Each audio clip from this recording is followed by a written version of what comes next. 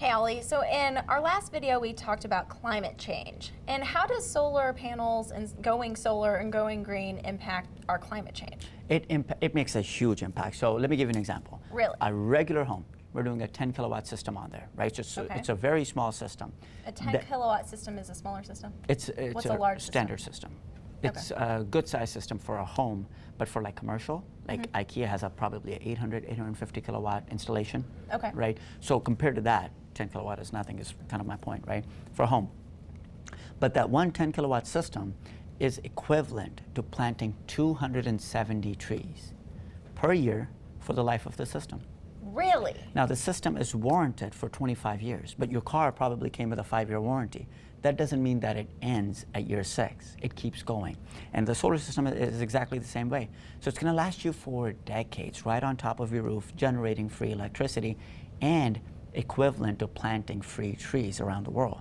To put it another way, it's equivalent to 1.6 tanker trucks of gas not being used. Wow. Or 4.3 rail cars. Imagine those rail cars, that hold us up in traffic all the time. It seems like it happens to me all the time. 4.3 of those rail cars of coal not being burned, right? That's So a huge impact. makes a very large impact. And remember, when we talked about electricity being the #1 contributor of fossil fuels, not transportation, but electricity, if we take away 70 to 90% of a home's usage, that makes a very large impact, right? So that's why I believe solar, it's a big part of a solution that we have to look for in the future. It really sounds like it. And so in return of the whole climate change, what could we expect if everyone went solar? Well, we can expect a reduction in the CO2 gases, right? If everybody went solar, we're going to be burning a lot less natural gas. We're going to be mining for a lot less coal. We're not going to be fracking, which is how natural gas comes out, and that's a very debatable way of drilling. So we're not going to be doing a lot of things that right now we're doing to keep getting access to energy. And speaking of energy, do you know that, sun puts out more energy in an hour than we use in a year? Really? So while we're looking under Mother Earth for energy, sun is just blaring us with too much energy at any given point. Sometimes in Dallas it seems like way too much energy at any given point.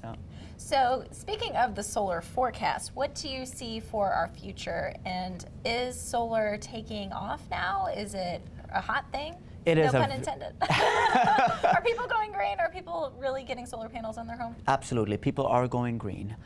People are getting solar panels. We're blowing expectations as far as the number of calls that we're getting, the number of customers that we're getting.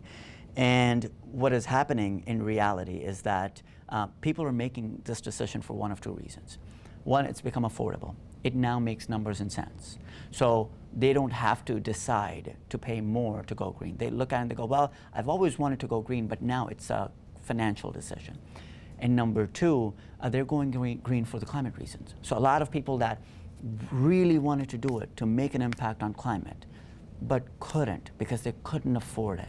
Now there's banks that are willing to loan for it. As a matter of fact, almost all of our customers qualify for financing. And it's become affordable where people can just even write a check for it. So it's not such a big purchase where people have to really pick between this and investing in something else. So yeah, I'm so glad to hear that it's affordable. Over the next 5 to 10 years, there's a lot of research and development that is happening. The technology is being improved greatly, especially the battery technology is being improved greatly.